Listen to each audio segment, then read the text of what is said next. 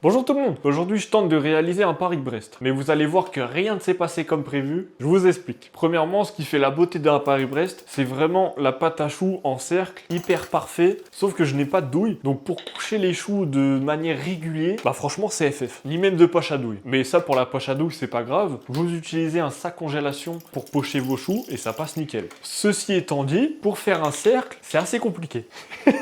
Sachant que j'ai essayé d'avoir un espèce de patron en prenant une tasse à thé où je trempe dans la farine et poser sur mon papier cuisson pour en faire genre une espèce d'empreinte. Mais ça l'a pas fait, donc je l'ai fait à la mano, je l'ai fait au talent, ce qui marche plutôt bien.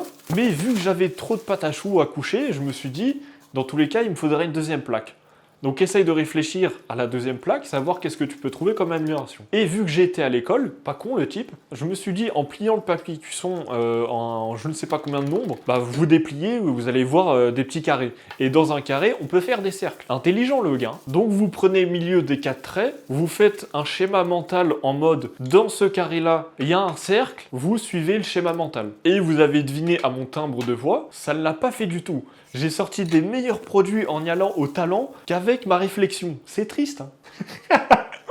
Mais la galère n'est pas finie. Vu que j'avais 2 plaques, j'étais obligé d'insérer directement les 2 plaques. Parce que je vais pas me faire chier à cuire un par un, autant tout foutre d'un coup et vas-y roule ma poule. Malheureusement, j'ai mis la plaque où il y a le plus de choux dessus, le plus en haut de mon four. Et ce qui a donné comme résultat que la plaque du haut, elle a pris trop de chaleur d'un seul coup, ce qui a cramé la totalité des choux. Complètement con le type. Je peux pas ouvrir le four parce que si jamais vous ouvrez le four pendant que vos choux ils sont en cuisson, ils vont finir tout raplapla. Donc ma seule solution, ça va être de baisser la température. Vu que le truc il est cramé, si vous baissez la température du four, bah ça va cuire plus doucement, ce qui est logique. Mais non, vu que c'est une pâte à choux, il faut aucune interférence de température, d'humidité, rien.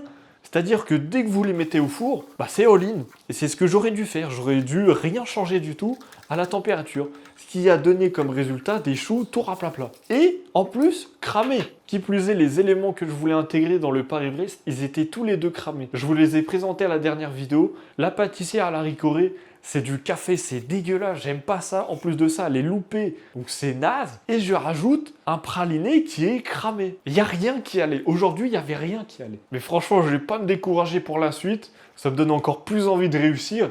Et je vous dis à la prochaine pour une nouvelle expérience. Cramé ou pas, réussi, je ne sais pas. Ah, je ne sais plus maintenant. Vas-y, bye.